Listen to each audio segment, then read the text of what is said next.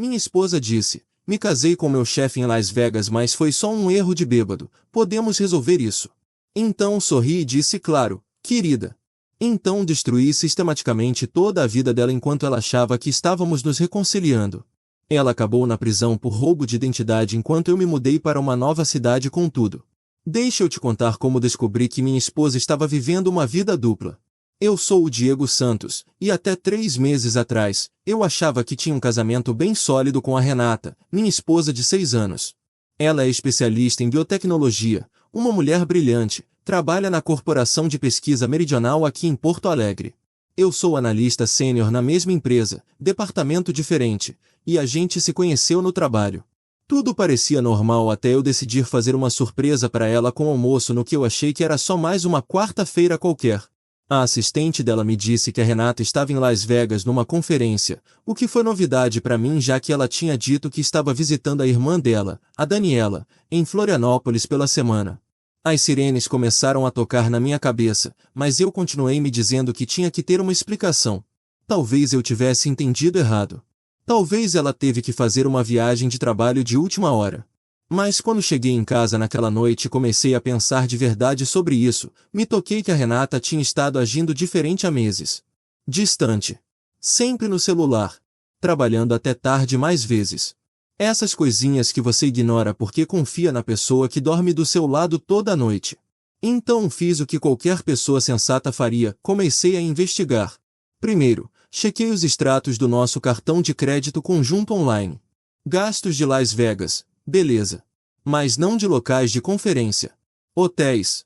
Restaurantes caros. Uma joalheria. Aí encontrei o que realmente me destruiu enterrado no e-mail dela que ela tinha esquecido de deslogar no nosso notebook compartilhado. Fotos de casamento.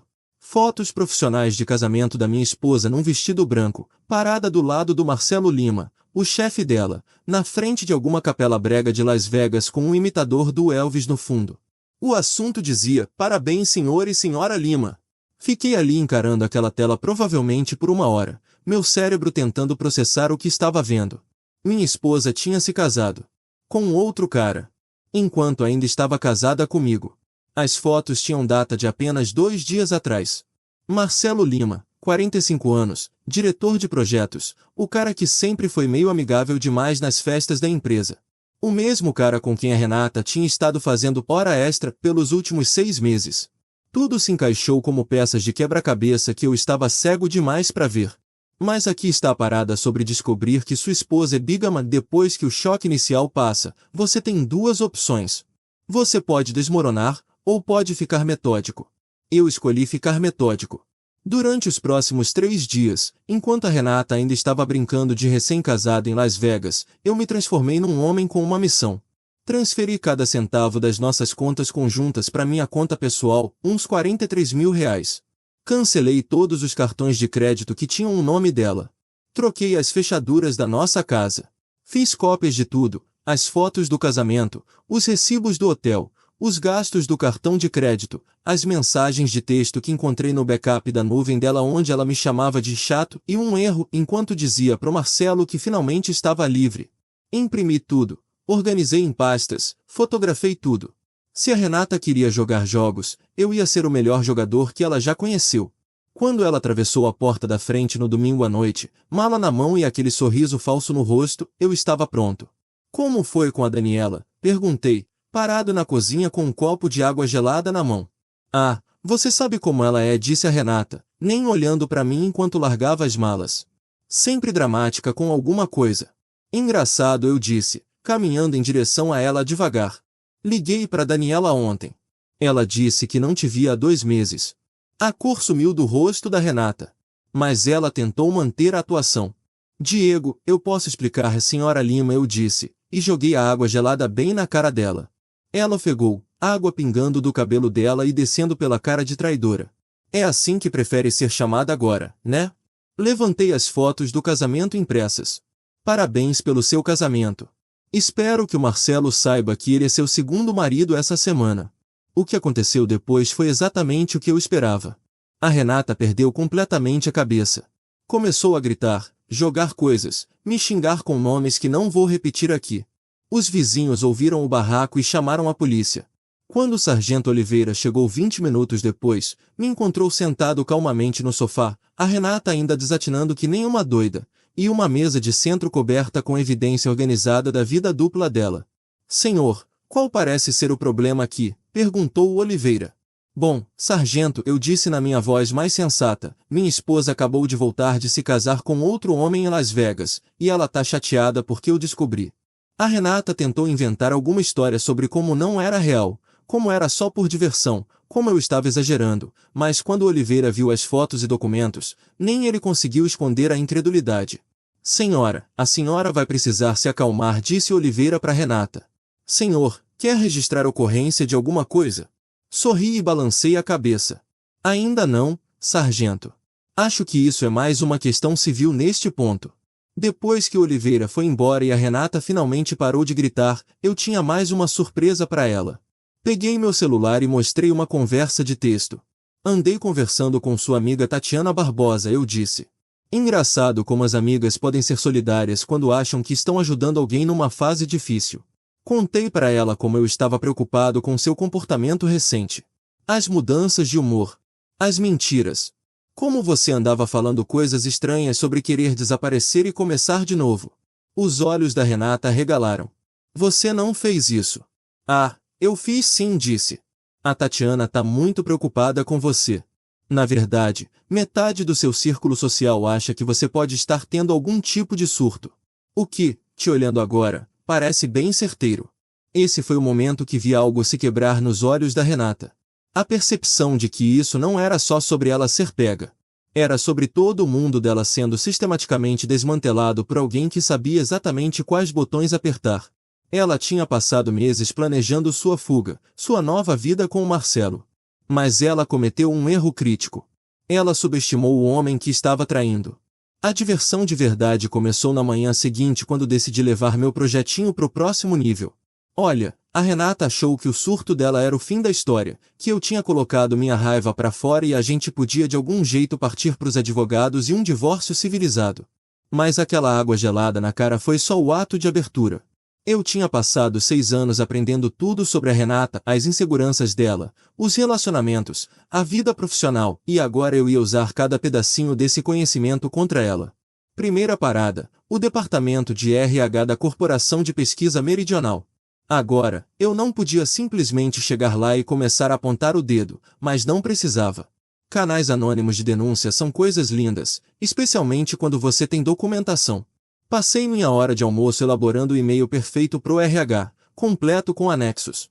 Recibos de hotel mostrando Marcelo e a Renata no mesmo hotel de Las Vegas no horário da empresa.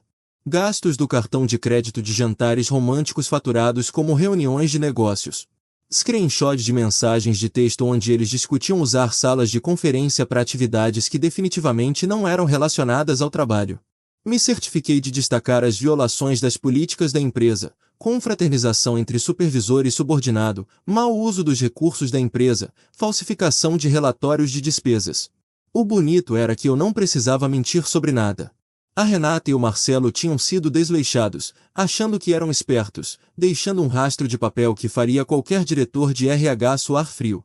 Em 2 horas de enviar aquele e-mail, observei da janela do meu escritório tanto a Renata quanto o Marcelo sendo escoltados para fora do prédio com caixas dos pertences pessoais. Suspensos pende investigação, exatamente como eu esperava. Mas eu não tinha terminado com o meu entretenimento no trabalho. Enquanto a Renata estava lidando com sua humilhação profissional, eu estava ocupado em casa com o celular dela, que ela convenientemente tinha deixado para trás no pânico da noite anterior.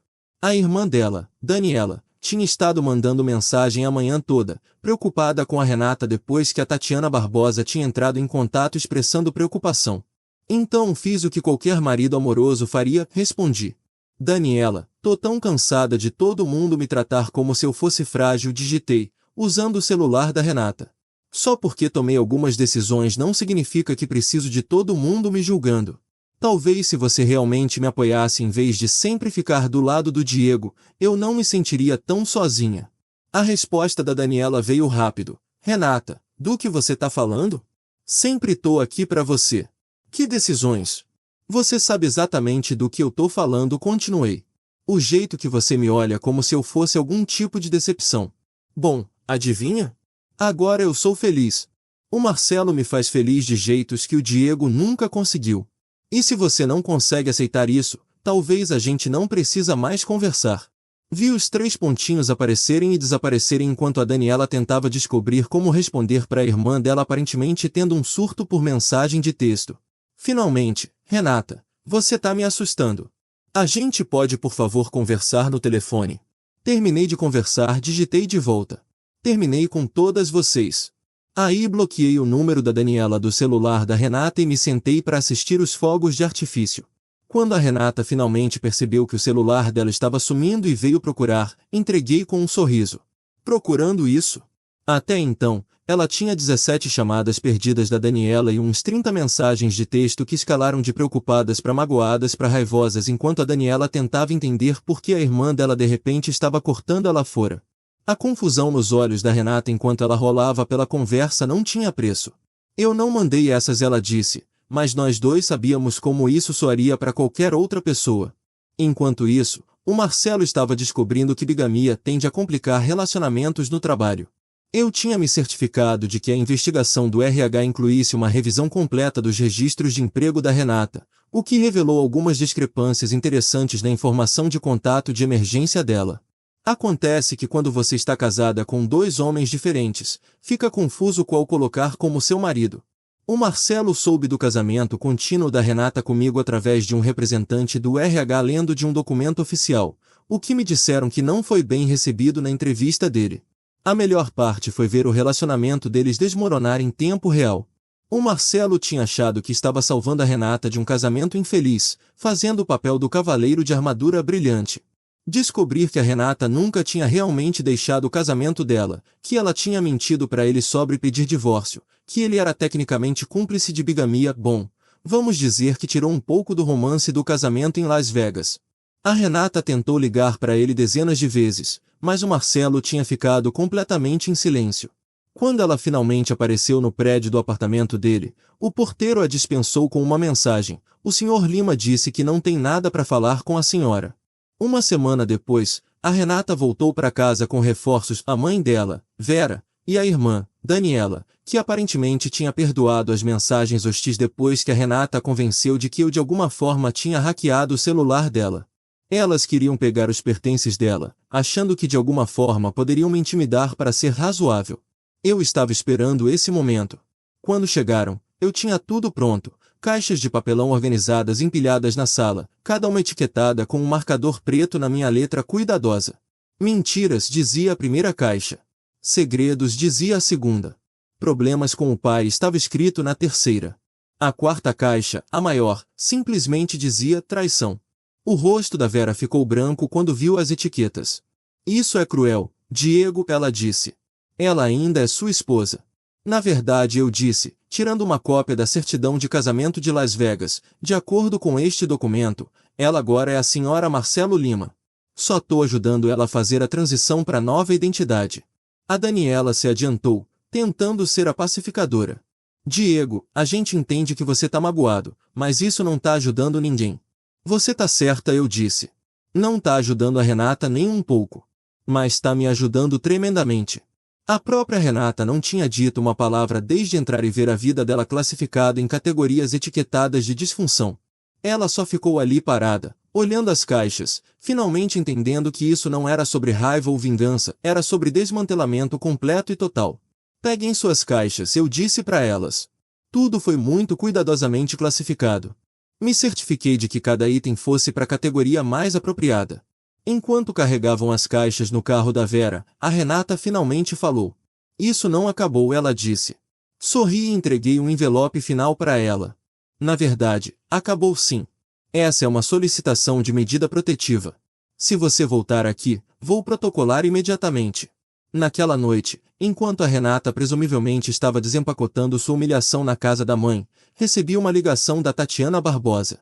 Aparentemente, o Marcelo Lima tinha entrado em contato com ela, procurando informação sobre o estado mental da Renata e o histórico do nosso casamento. Ele parecia muito confuso sobre alguma coisa, disse a Tatiana. Como se achasse que a Renata estava divorciada ou algo assim. Disse para ele que vocês dois definitivamente ainda estavam casados. Mostrei as fotos de Natal do ano passado. Ele ficou bem quieto e desligou. 2 dias depois, o casamento de Las Vegas da Renata foi anulado. O Marcelo tinha protocolado os papéis ele mesmo, citando fraude e deturpação dos fatos.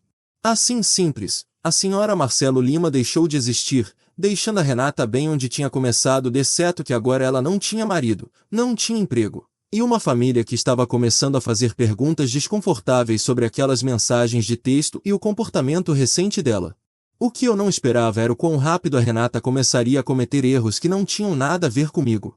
Sabe como quando as pessoas ficam desesperadas, começam a tomar decisões que só cavam o buraco mais fundo? Bom, a Renata estava prestes a se tornar uma aula magistral em autodestruição. Começou com uma ligação da Daniela umas 2 semanas depois do incidente das caixas. Mas dessa vez, a Daniela não estava ligando para defender a irmã. Diego, ela disse, e dava para ouvir o cansaço na voz dela, preciso te perguntar uma coisa, e preciso que você seja completamente honesto comigo. A Renata já usou minhas informações pessoais para alguma coisa? Tipo, coisas financeiras. Meu radar disparou imediatamente. Que tipo de coisas financeiras, Daniela? Cartões de crédito, ela disse. Recebi uma fatura ontem de um cartão que nunca abri.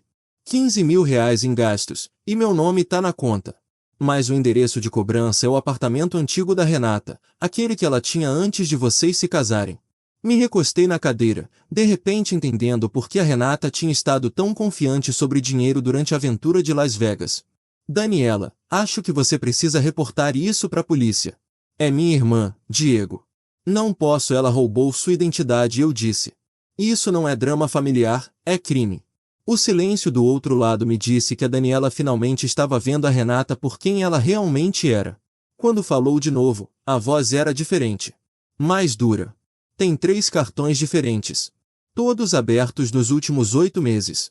Os gastos são de hotéis, restaurantes, joias, passagens aéreas. Ela tem vivido do meu crédito esse tempo todo. Daniela, eu disse gentilmente, a Renata não só me traiu. Ela traiu todo mundo que já confiou nela. Incluindo você. Naquela tarde, a Daniela registrou um boletim de ocorrência por roubo de identidade. À noite, a Renata estava me ligando, gritando sobre como eu tinha virado a própria irmã contra ela. Você envenenou ela contra mim, ela berrou no telefone. A Daniela nunca faria isso sozinha. Na verdade, eu disse, a Daniela fez isso porque você cometeu roubo de identidade. Só respondi às perguntas dela honestamente. Isso é assédio, disse a Renata. Vou te processar por assédio. Com que dinheiro? Perguntei. Ah, é mesmo. O dinheiro que você roubou da sua irmã. As ligações começaram a vir diariamente depois disso. Às vezes a Renata estaria chorando, me implorando para ligar para Daniela e dizer que era tudo um mal-entendido. Outras vezes ela estaria furiosa, ameaçando me fazer pagar por destruir a vida dela. Gravei cada ligação, construindo uma coleçãozinha bonita de evidência de que a Renata estava ficando cada vez mais instável. Aí ela escalou. Cheguei em casa do trabalho numa noite para encontrar minha porta dos fundos arrombada e vários itens sumindo, nada valioso, só coisas pessoais que machucariam emocionalmente. Fotos nossas, um relógio que o avô dela tinha me dado, cartas que eu tinha escrito para ela quando estávamos namorando. A mensagem era clara: se eu podia invadir a privacidade dela, ela podia invadir a minha. Esse foi o segundo erro grave da Renata. Liguei para a polícia imediatamente, registrei ocorrência, troquei as fechaduras da casa de novo, e instalei câmeras de segurança. Quando o sargento Oliveira voltou, sim, o mesmo sargento do incidente da água gelada, ele balançou a cabeça enquanto olhava ao redor. Senhor Santos, tenho que perguntar. Sua esposa está recebendo algum tipo de tratamento de saúde mental? Que eu saiba, não, disse. Mas dado o comportamento recente dela, talvez devesse. 3 dias depois, as câmeras a pegaram. 2h17, a Renata tentando entrar pela janela da cozinha. Assisti pelo meu celular do meu quarto, ela mexendo no trinco da janela, claramente sem pensar direito. Em vez de confrontá-la, liguei pro 190 e deixei os profissionais cuidarem. Quando a polícia chegou, a Renata ainda estava lá, sentada na minha varanda dos fundos como se tivesse todo o direito de estar ali. Senhora, essa é propriedade privada, disse o sargento Oliveira. O proprietário protocolou uma solicitação de medida protetiva. A senhora não deveria estar aqui. Essa casa também é minha, disse a Renata, mas ela estava arrastando as palavras. Moro aqui. Senhora, a senhora andou bebendo essa noite? Isso não é da sua conta, disse a Renata, levantando instável. O Diego é meu marido. Posso estar aqui quando quiser. Foi aí que ela cometeu o terceiro erro. Quando o sargento Oliveira tentou explicar que ela estava invadindo, a Renata o empurrou. Não forte, mas você não põe as mãos num policial, especialmente quando está bêbada e já infringindo a lei. Senhora, a senhora tá presa, disse Oliveira, e assim simples, a Renata estava algemada por invasão, assédio e agressão a um oficial. Assisti da janela do meu quarto enquanto colocavam ela na traseira da viatura, pensando em como tudo isso estava saindo melhor do que eu poderia ter planejado. Na manhã seguinte, liguei para o Dr. Rodrigo Alves, um advogado que eu tinha pesquisado especificamente para essa situação. O Alves tinha a reputação de ser implacável, caro, e muito bom em fazer problemas desaparecerem permanentemente. Quando entrei no escritório dele e expus toda a situação, a bigamia, o roubo de identidade, o assédio, a prisão, ele sorriu feito tubarão. Senhor Santos, ele disse, sua esposa tornou isso muito fácil para a gente. Não estamos só vendo acusações criminais aqui. Estamos vendo um padrão de fraude e engano que vai destruí-la financeira e profissionalmente. Como assim? Perguntei. Processos cíveis, explicou o Alves. Roubo de identidade, fraude, inflição intencional de sofrimento emocional, conversão de bens matrimoniais. Quando terminarmos, ela vai estar te pagando indenizações por anos. Assumindo que não esteja na prisão. Enquanto isso, a Renata tinha contratado a doutora Priscila Costa, uma advogada jovem recém-formada que claramente não tinha ideia do que estava enfrentando. Quase senti pena da Costa quando a vi na primeira audiência. Agarrando uma pasta fina enquanto Alves chegava com 3 caixas de evidência organizada. O verdadeiro entretenimento veio quando as imagens de segurança da Corporação de Pesquisa Meridional do último dia da Renata viralizaram nas redes sociais. Alguém tinha vazado o vídeo do surto completo da Renata no lobby quando foi escoltada para fora, gritando sobre conspirações e exigindo ver o Marcelo Lima. O clipe foi pego por estações de notícias locais como exemplo de políticas de assédio no local de trabalho em ação e de repente o rosto da Renata estava em todo lugar, rotulada como a mulher que teve um caso com o chefe e ameaçou representantes do RH. A reputação profissional dela foi obliterada da noite para o dia. A comunidade de biotecnologia em Porto Alegre é pequena, e todo mundo conhece todo mundo. Depois que aquele vídeo virou público, a Renata se tornou impossível de empregar na área dela. Mas os golpes continuaram vindo. A Daniela pressionou as acusações pelo roubo de identidade, o que significava que a Renata agora enfrentava múltiplas acusações de crime. O Marcelo Lima, tentando salvar a própria carreira, se distanciou publicamente da Renata e cooperou completamente com a investigação do RH, fornecendo e-mails e mensagens de texto que pintavam a Renata como manipuladora e instável.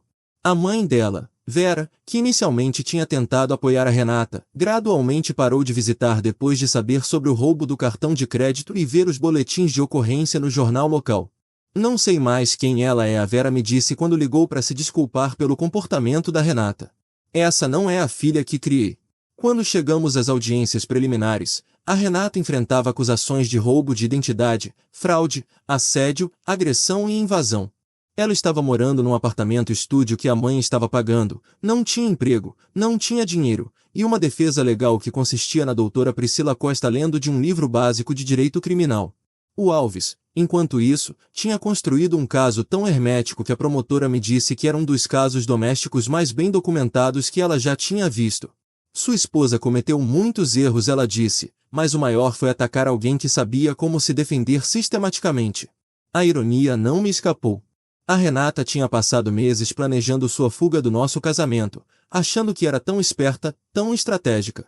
Mas ela nunca considerou que o marido chato e previsível que estava deixando para trás poderia ser melhor no jogo dela do que ela mesma. E agora, sentada naquele apartamento-estúdio com uma pilha de papéis legais e sem jeito de pagar por uma defesa competente, ela finalmente estava começando a entender a diferença entre fugir dos seus problemas e realmente resolvê-los. O julgamento foi tudo o que eu esperava que fosse e mais. Quando você passa meses construindo um caso com a precisão de uma operação militar, o tribunal vira sua volta da vitória. O Dr. Rodrigo Alves tinha transformado o equivalente a uma mesa de jantar de evidência numa obra-prima de acusação que nem a doutora Priscila Costa conseguia fingir que conseguia desafiar. As acusações eram extensas, 3 acusações de roubo de identidade, múltiplas acusações de fraude, assédio, agressão a um policial e invasão. Mas o verdadeiro show foi ver a vida da Renata sendo dissecada pedaço por pedaço na frente de um tribunal lotado, porque de alguma forma esse caso tinha atraído a atenção da mídia local como a história de traição de bigamia da qual todo mundo não conseguia parar de falar. A primeira testemunha foi a Daniela, e tenho que admitir, ver a própria irmã da Renata testemunhar contra ela foi o momento que soube que tínhamos ganhado. A Daniela subiu ao banco das testemunhas usando um terno azul marinho, parecendo composta e profissional, tudo que a Renata costumava ser antes de decidir explodir a própria vida. Ela abriu 3 cartões de crédito usando meu CPF e informações pessoais, testemunhou a Daniela, a voz firme mais fria. A dívida total foi de mais de R$ 37 mil. Só descobri quando tentei financiar meu carro e descobri que meu CPF tinha sido negativado. A advogada da Renata tentou sugerir que era um mal-entendido entre irmãs. Mas a Daniela cortou isso imediatamente.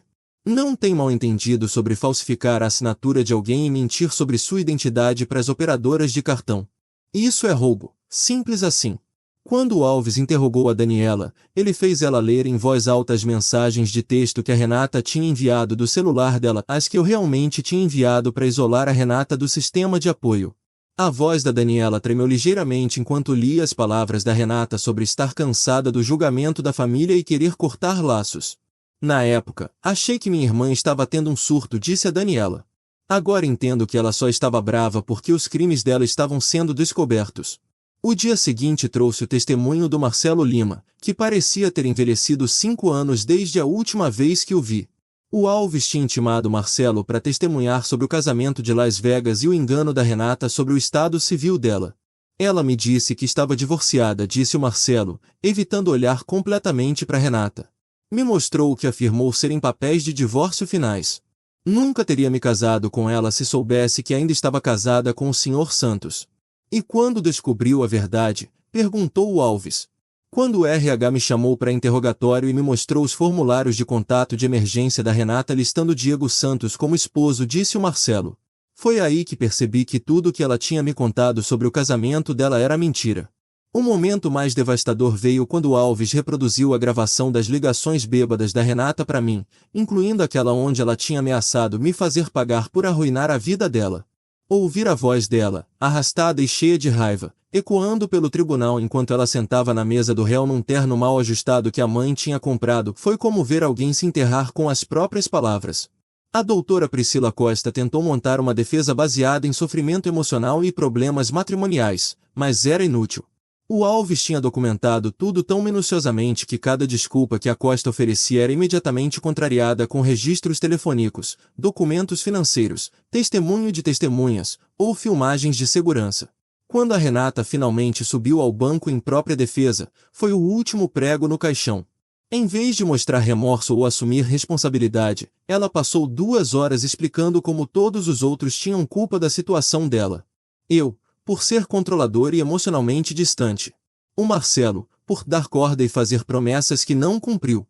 A Daniela, por trair a lealdade familiar. A polícia, por assediá-la durante uma crise de saúde mental. A juíza, uma mulher mais velha chamada Patrícia Morrison, parecia cada vez mais enojada enquanto a Renata divagava pela narrativa de vítima. Quando Alves interrogou a Renata, ele calmamente a levou por cada crime, cada mentira, cada traição, forçando ela a admitir os fatos enquanto tentava justificá-los com manipulação emocional. Então a senhora abriu cartões de crédito no nome da sua irmã sem o conhecimento dela. Eu ia pagar de volta. A senhora se casou com Marcelo Lima enquanto ainda estava casada com Diego Santos? Era só uma coisa de Las Vegas, não era para ser real. A senhora invadiu a casa do Sr. Santos e roubou pertences pessoais dele. Eram presentes que eu dei para ele. Tinha direito de pegar de volta. Quando Alves terminou com ela, a Renata parecia exatamente o que era, uma pessoa que tinha sistematicamente destruído todo o relacionamento na vida dela através de mentiras e manipulação, e que ainda não conseguia aceitar responsabilidade por nada. A sentença aconteceu 3 semanas depois. A juíza Morrison claramente não tinha paciência para as tentativas contínuas da Renata de bancar a vítima.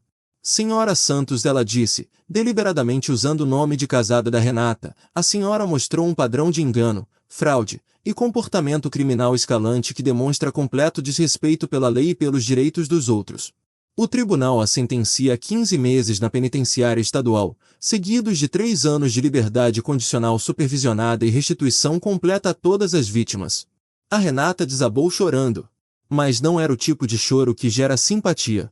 Era o ataque de raiva de alguém que finalmente tinha ficado sem gente para culpar e táticas de manipulação para tentar. A mídia amou.